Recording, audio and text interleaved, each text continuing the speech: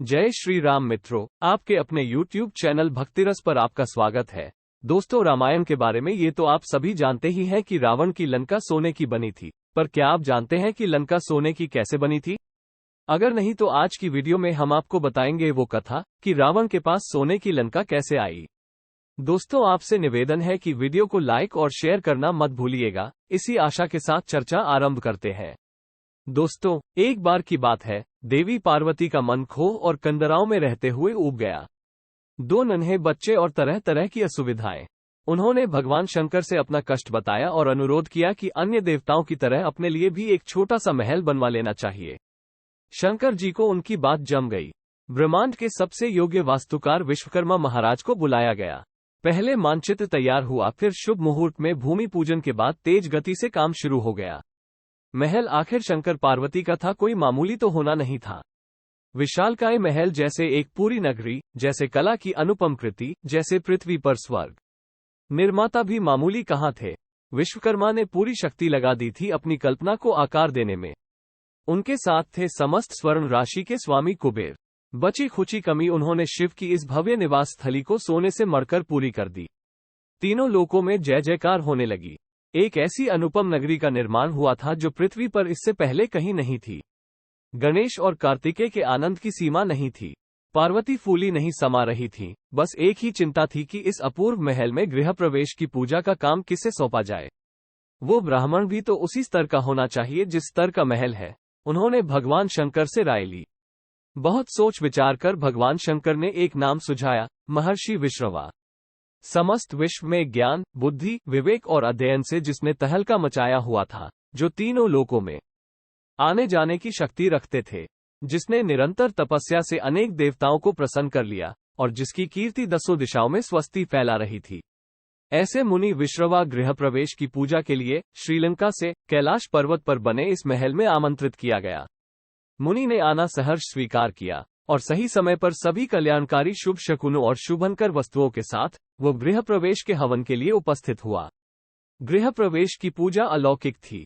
तीनों लोकों के श्रेष्ठ स्त्री पुरुष अपने सर्वश्रेष्ठ वैभव के साथ उपस्थित थे। वैदिक ऋचाओं के घोष से हवा गूंज रही थी। आचमन से उड़ी जल की बूंदें वातावरण को निर्मल कर रही थी।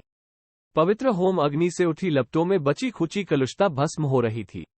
इस अद्वितीय अनुष्ठान के संपन्न होने पर अतिथियों को भोजन करा प्रसन्नता से गदगद माता पार्वती ने ब्राह्मण से दक्षिणा मांगने को कहा। आप मेरी ही नहीं समस्त विश्व की माता है मां गौरा, आपसे दक्षिणा कैसी? ऋषि विश्रवा विनम्रता की प्रतिमूर्ति बन गया। पार्वती ने आग्रह से कहा, नहीं विप्रवर, दक्षिणा के बिना तो कोई अनुष्ठान पूरा नहीं होता और आपके आने से तो समस्त उत्सव की शोभा ही अनिर्वचनीय हो उठी है। आप अपनी इच्छा से कुछ भी मांग ले, भगवान शिव आपको अवश्य प्रसन्न करेंगे। विश्रवा ने और भी विनम्रता से कहा, आपको कष्ट नहीं देना चाहता माता, मैंने बिना मांगे ही बहुत कुछ पा लिया है। आपके दर्शन से बढ़कर और क्या चाहिए मुझे? पार्वती ने पुनः अनुरोध किया, यह आपका बड़प्पन है, लेकिन अनुष्ठान की पूर्ति के लिए दक्षिणा आवश्यक है। आप इच्छानुसार जो भी चाहे मांग ले, हम आपका पूरा मान रखेंगे। विश्रवा ने आंखें झुकाकर कहा, संकोच होता है देवी। पार्वती ने नीति को याद दिलाया, संकोच छोड़कर यज्ञ की पूर्ति के विषय में सोचे विप्रवर। जरा रुककर विश्रवा ने कहा, यदि सचमुच आप मेरी पूजा से प्रसन्न हैं, यदि सचमुच आप मुझे संतुष्ट करना चाहती हैं, और यदि सचमुच भगवान शिव सब कुछ दक्षिणा में देने की सामर्थ्य रखते हैं, तो आप ये सोने की नगरी मुझे दे दे।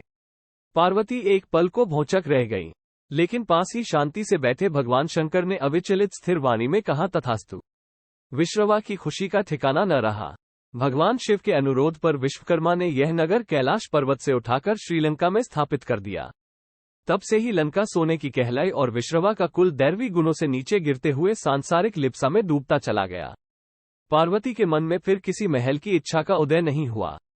इस दान से इतना पुण्य एकत्रित हुआ कि उन्हें और उनकी संतान को गुफा कंदराओं में कभी कोई कष्ट नहीं हुआ। ऋषि विश्रवा के वंश के बारे में विचार कीजिए और सोचिए, क्या ये दान मांगना उचित था? ऋषि के वंश में ये दान किस प्रकार फलित हुआ? मन में भौतिक वस्तुओं की लालसा का प्रभाव भी समझिए। कालांतर में ऋषि विश्रवा वंश में कुबेर एवं रावण आदि ने जन्म लिया तथा राक्षस जाति को आगे बढ़ाया। दोस्तों, आशा है कि हमारा यह वीडियो आपको अच्छा लगा होगा। अगर वीडियो अच्छा लगा हो तो वीडियो को लाइक और शेयर कर देना और इसी प्रकार की भक्ति कथाओं के लिए हमारे चैनल को सब्सक्राइब कर लेना। जय श्री राम।